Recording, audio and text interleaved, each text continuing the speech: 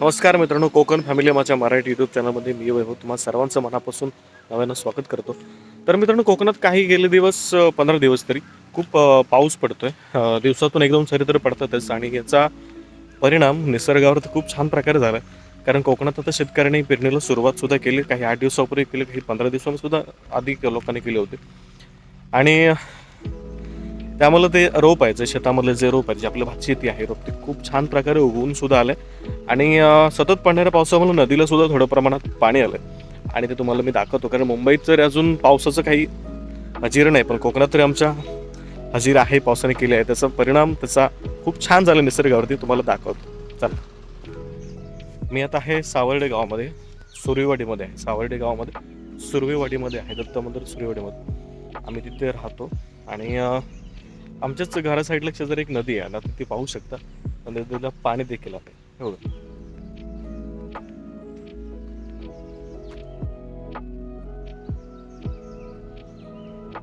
पाहताय सुद्धा.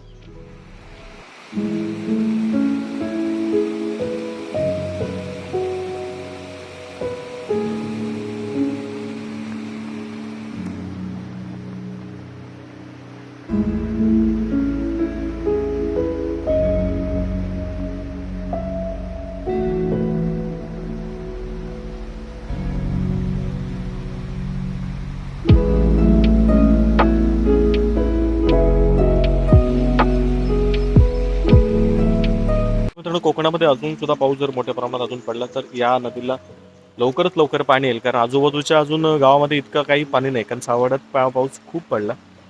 कारण आमच्या गावामध्ये मी फोन केला होता, घरी फोन केला तर बाबाला एवढा काही पाऊस आपल्या इथं नाही, पण इकडे सावडे गावामध्ये गेले 4 दिवस खूप मोठ्या प्रमाणामध्ये पाऊस पडला. त्याच्यामुळे ह्या अशा प्रकारचं पाणी असेल किंवा जे शेतकऱ्यांनी जे पेरणी केली, आपल्या कोकणातल्या शेतकऱ्यांनी पेरणी जवळ 4 ते 8 दिवसापूर्वी सुरुवात केली, ते सुद्धा रोप आता उगवून आले. तर तुम्हाला कशा प्रकारे छान असं उगवून आलं ते तुम्हाला दाखवतो. चला,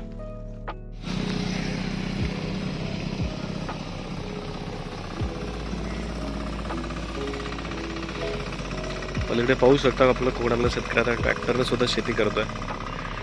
फार पहिल्यासारखे आता दिवस बदलले पहिल्यातले. कारण मग पहिल्यांदा ह्या 10 ते 15 वर्षापूर्वी जर तुम्ही बघितलं असतं तर इथे बैल शेती म्हणजे अनेक कोकणातल्या आपल्या ग्रामीण भागामध्ये बैल शेतीचं प्रकार होतात, खूप मोठ्या प्रमाणात होता. पण आता बदलणाऱ्या काळानुसार सुद्धा कोकणातल्या शेतकऱ्यांनी आपल्या शेतीबद्दलची कात टाकले.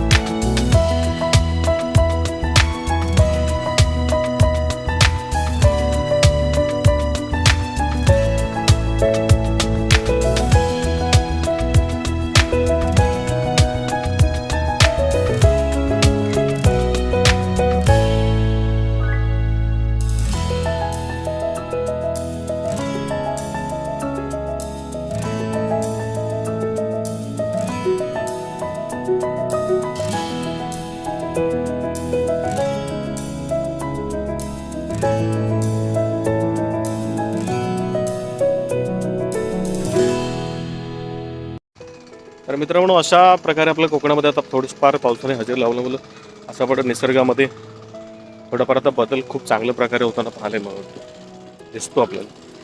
आणि खूप छान वाटतं, कामावर सुद्धा जायला खूप छान वाटतं. कारण अशा प्रकारचं आजूबाजूला हिरवळ आहे. इतक्या लवकर वाटत नव्हतं की पाऊस इतक्या लवकर हजेरी लावेल. कारण आज तारीख आहे 6 जून आणि या इतकं लवकरच पावसानं त्याच्या आधीच हजेरी लावली आणि खूप छान वाटतं. निसर्गामध्ये असं छान प्रकारे बदल झाले, इतकं लवकर झालं आणि इतक्या लवकर पाऊस हजेरी लावल आणि असा काही निसर्गामध्ये बदल होईल तर शक्य नव्हतं. कारण 10 ते आपल्या कोकणामध्ये सर्रास 15 ते 17-18 तारखेनंतरच पाऊस पडतो, तर त्याच्या आधीच पाऊस पडलाय. थँक्यू पावसाला सुद्धा. कारण आता कोकणातल्या शेतकऱ्याची सुद्धा अशी तुम्ही पाहू शकता कामाची लगबग. आता शेतीच्या कामाला खूप सुरुवात मोठं लगबगली झाली.